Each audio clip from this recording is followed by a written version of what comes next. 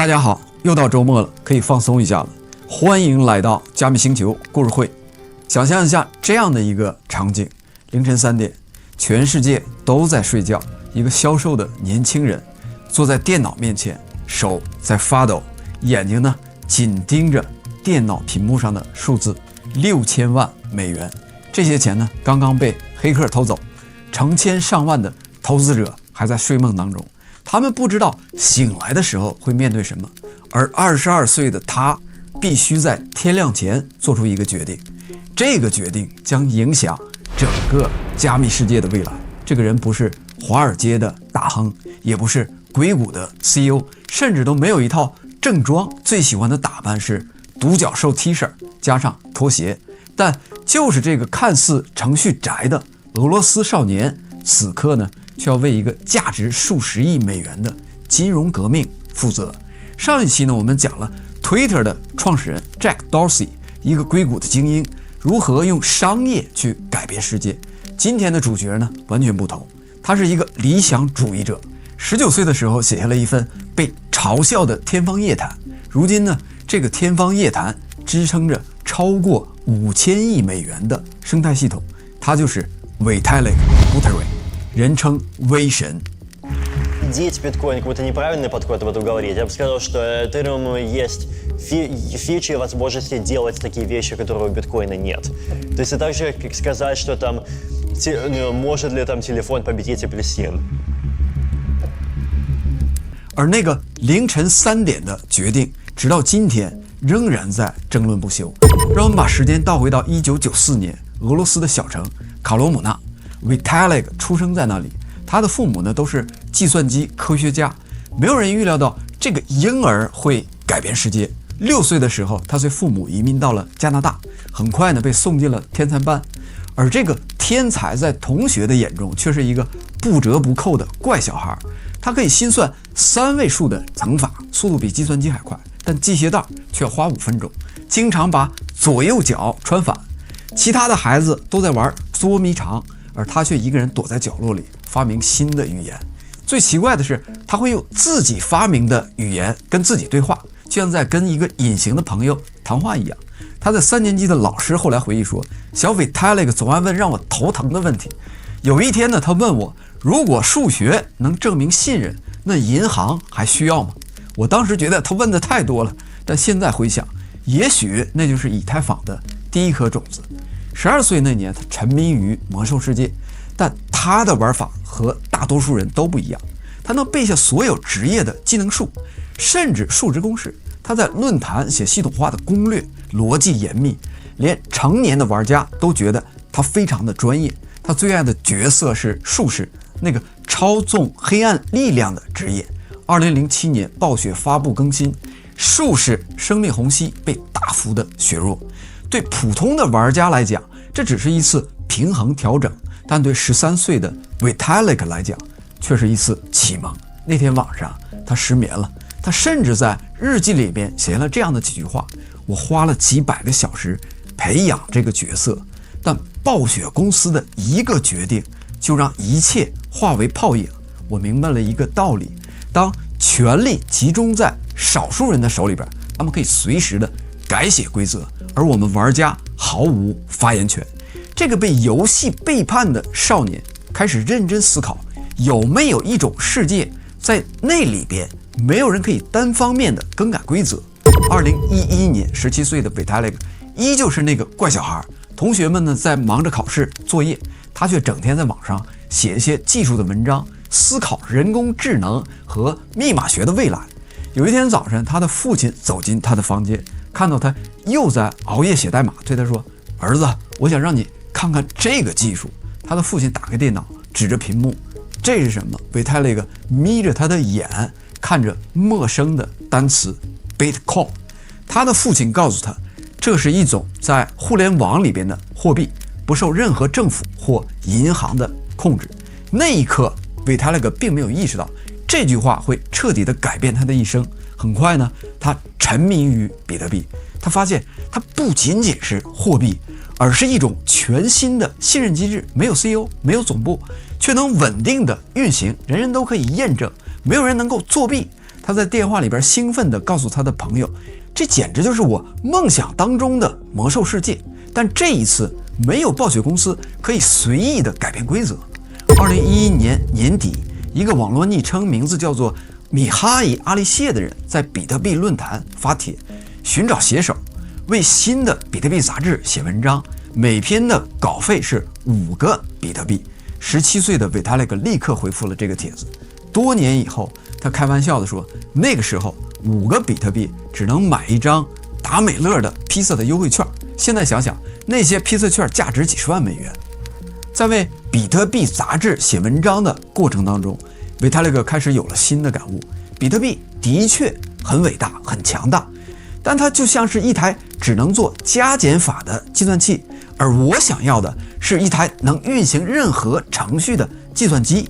2012年的一个深夜，维塔利克在自己的博客里边写了这样的一个问题：如果在区块链上不仅能存储货币，还能存储代码和数据，会怎么样？如果它能成为一个平台，让任何人都能够在上面构建应用，会怎么样？当时呢，几乎没人认真对待这个问题，但这个问题将在1年以后改变整个的加密世界。2013年的秋天，大学2年级的维塔利克决定休学去旅行，他的父母觉得他疯了。你要放弃滑铁卢大学的计算机科学的学位？维塔利克回答说，我要去寻找人生的答案。他收拾起简单的行李，开始了改变世界的旅程。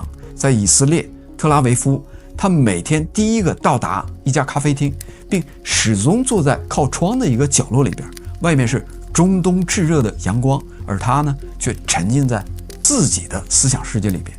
连续3周，他每天只睡4个小时，早上6点开始写作，中午呢只吃一个三明治，晚上继续写到深夜。咖啡厅的服务员都认识了这个奇怪的年轻人，他总是点一杯拿铁，然后呢一坐就是10个小时。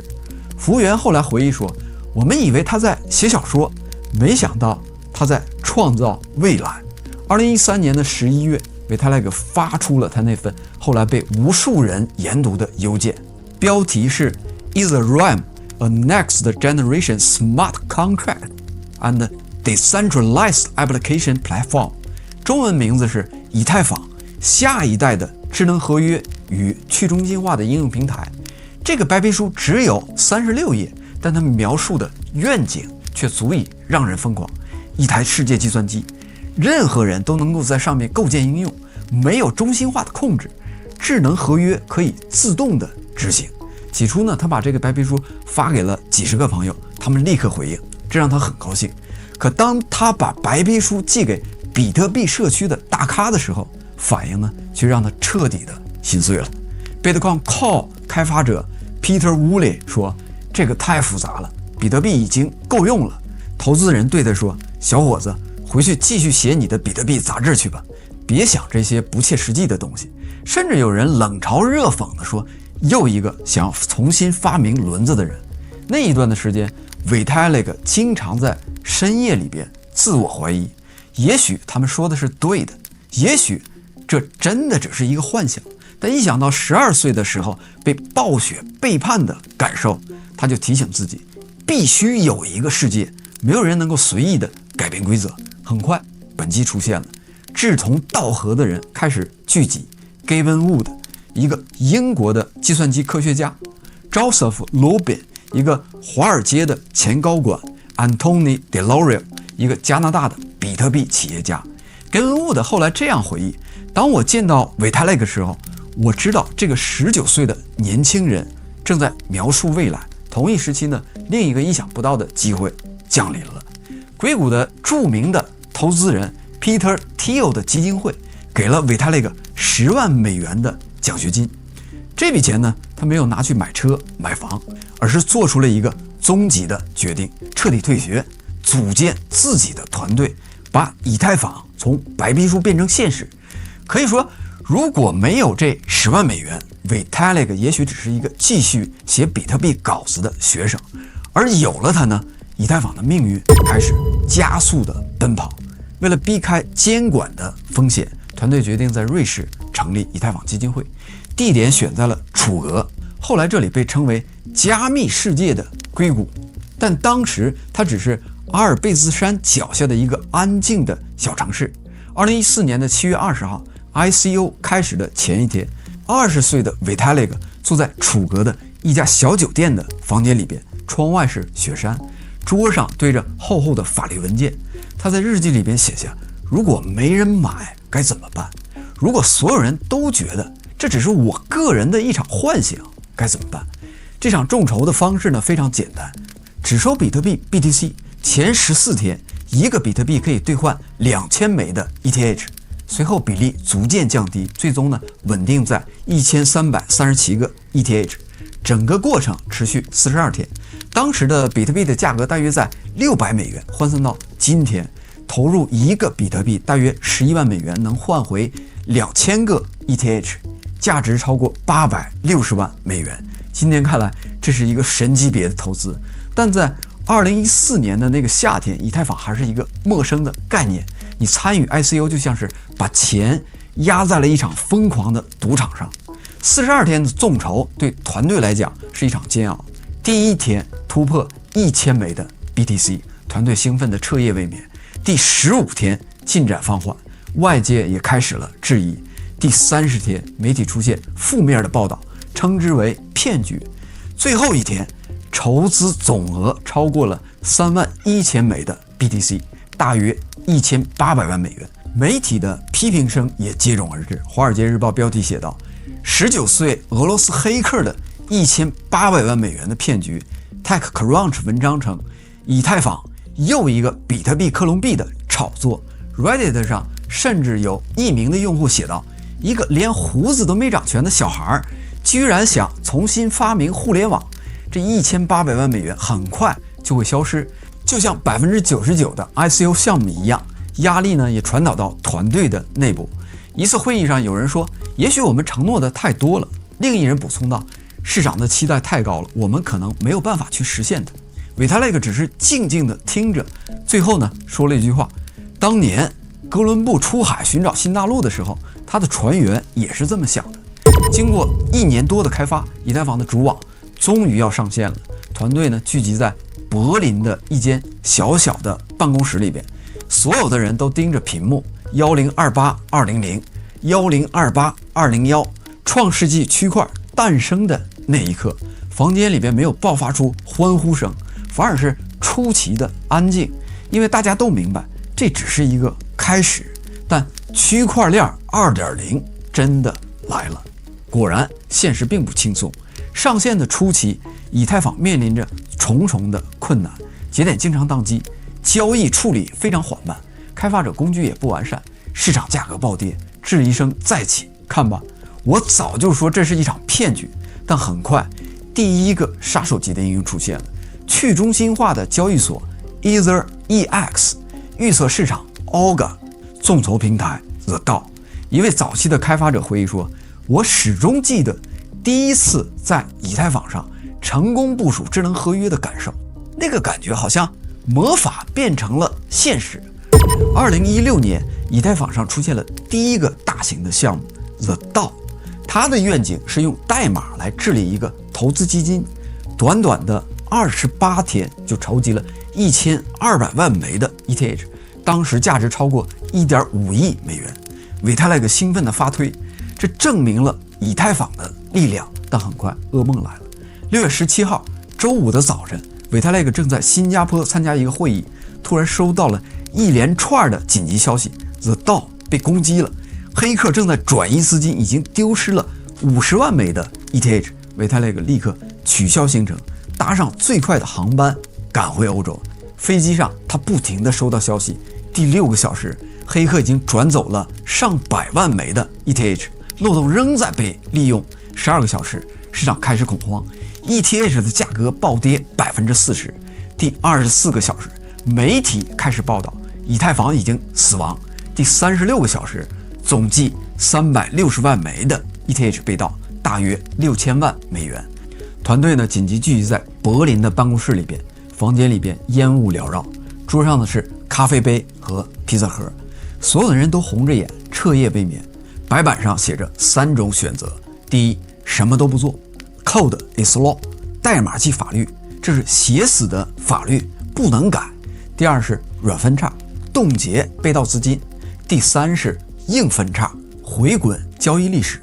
凌晨3点的办公室里边，只剩下维泰列克一个人。22岁的他要为数十亿美元的生态系统做决定。他在笔记本上列下了利弊，支持硬分叉的好处，能拯救投资者的资金，能保护以太坊的声誉，能证明社区有能力纠错。支持硬分叉的坏处，违背代码及法律的原则，开了危险的先例，可能导致社区分裂。7月15日的深夜，全球的以太坊核心开发者举行了一个电话会议，每个时区的开发者都在线上。旧金山的早晨，伦敦的下午，北京的深夜，我们必须要投票。维泰列克说，他的声音呢有些颤抖。投票的最终的结果是支持硬分叉。7月20号，硬分叉执行，区块链历史上第一次出现了时间回溯，被盗的资金回来了，但代价是以太坊永远的分裂。ETH 支持分叉的链 ，ETC 坚持原链的以太坊经典。分叉后的几个月，维泰列克承受了巨大的个人攻击，比特币的极端主义者都嘲笑他，看吧，以太坊根本就不是真正的区块链，而是一条披着区块链外衣的独裁链。ETC 的支持者指责维泰列克背叛了去中心化的初衷，媒体则质疑一个22岁的年轻人有资格做这种决定吗？那段时间里边，维泰列克经常失眠，他在推特上写道：也许他们说的是对的，也许我不应该做这个决定，但如果不是我，那应该是谁？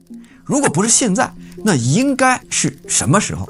一位朋友后来回忆，那几个月的维泰列克看起来老了好几岁，他经常一个人坐在角落里边发呆到很晚。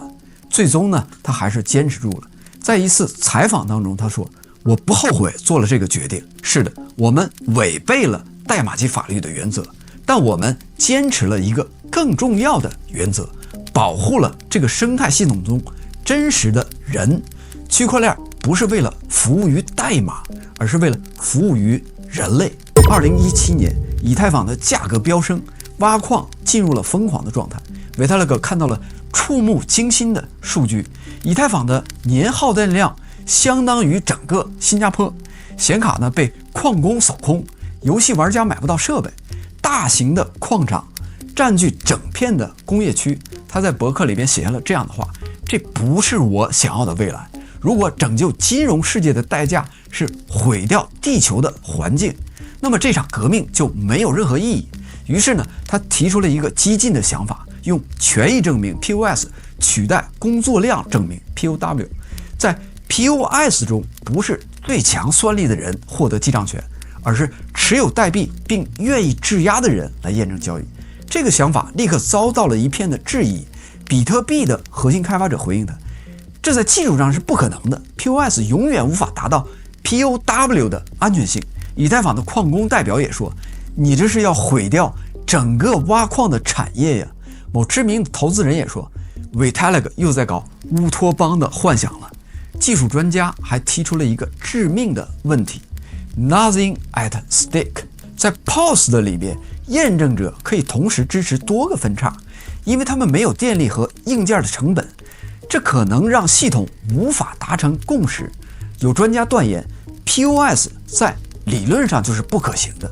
维泰列克没有退缩，他把自己关在了房间里边，研究了几个月，最终呢，他提出了解法 Casper 协议，其中的关键机制是 slashing 惩罚机制。验证者如果作弊，抵押的以太坊会被销毁，这让作恶者有真实的经济风险。现在呢，他们有可以丢失的东西了。维泰列克这样解释：从2017年到2022年 ，POS 的开发就像是一场马拉松。2018年第一版 Casper 规范发布，长达1000页。2019年测试网启动，发现数百个 bug。2020年信标链 Bitcoin Chain 上线，开始质押。2021年伦敦生疑 Ape1559生效。2022年9月15日 The Merge 历史性的合并。The Merge 的前夜，全世界的目光都盯在了以太坊上。维泰勒克坐在他的家里边盯着倒计时，5、4、3、2、1。当The Merge 成功完成的时候，整个加密世界都震撼了，能耗下降了 99.9%， 没有任何的宕机，所有的应用正常运行。一位 MIT 的教授评价，这是工程史上的奇迹。这个就像在飞行当中更换飞机的引擎，而这架飞机呢，还是世界上最大的飞机，但成功的代价也是非常巨大的。全球数百万的矿工一夜之间失业了。中国某个矿场主维泰勒克毁了我们的生计，我们投资了数千万美元的设备。我们来听听当时中国矿主的声音。兄弟们，下个月就挖不了了，我非常的难受，我准备关机了。有生之年和大家一起做过矿工，我感到非常荣幸。我们下一个4年，咱们再见。烽烟起，寻爱似浪淘沙。烽烟起，寻爱似浪淘沙。美国的矿工联盟呢，也表达了同样的不满，这是对去中心化的背叛。网络里边的评论，威神从救世主变成了背叛者。面对这些指责，维泰勒克在推特上回应：我理解矿工的愤怒，但我们不能让短期的利益阻挡长期的技术进步。蒸汽机的发明也让马车的车夫失业，但没人会说那是历史的倒退。2024年，30岁的维泰勒克依然保持着他的风格。在迪拜的一次区块链大会上，其他的演讲者都穿着定制的西装，他呢依旧是一套独角兽的 T 恤，配一双普通的运动鞋。有记者问他为什么不打扮的专业一点，他后来在推特上说，如果我们要建设一个去中心化的未来，为什么还要遵循中心化世界的穿衣规则？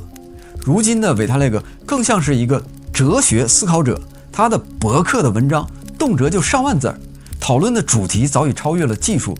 Soul Bound Tokens 去中心化的社会的基础设施，关于协调的思考，好与坏，加密货币、AI 与生物技术的三角关系。尽管身家数亿美元，他的生活呢非常简单，住在多伦多的一套普通的公寓里边，没有豪宅，出行主要依靠公共交通，坐经济舱，很少坐头等舱，爱看动漫，爱学习语言。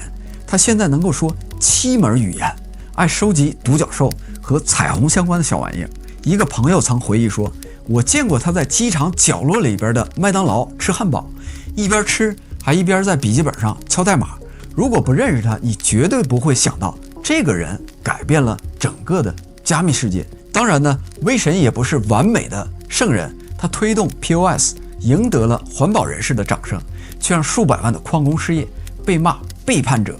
以太坊扩容缓慢，治理复杂，基金会采用无为而治，饱受指责。也有人怀疑他过于理想，有人称他是区块链的哲学王，还有人甚至激烈的批评他是事实上的独裁者。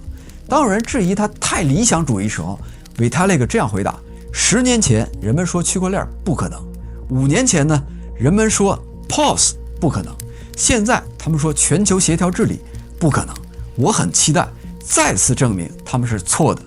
在最近的一次采访当中，维泰勒克被问到以太坊的使命有没有改变过，它现在到底是什么？他回答说，我们想证明人类可以通过技术实现前所未有的全球协作。想象一下，一个没有中央政府却能够运转的全球金融系统，一个人人都能够参与治理的民主制度，一个真正属于所有人的互联网。好的，这个就是维泰勒克的故事，从俄罗斯的小城的怪小孩，到写下白皮书的少年，再到背负争议引领以太坊前行的哲学王。维泰勒克的故事告诉我们，技术不只是代码，它的背后关乎的是信任、规则，以及人类能否一起构建新的协作方式。还有呢，我个人觉得他有一个好爹，如果没有他的父亲在他小的时候为他指明方向，也许维泰勒克只是一个普通的在硅谷的打工的工程师。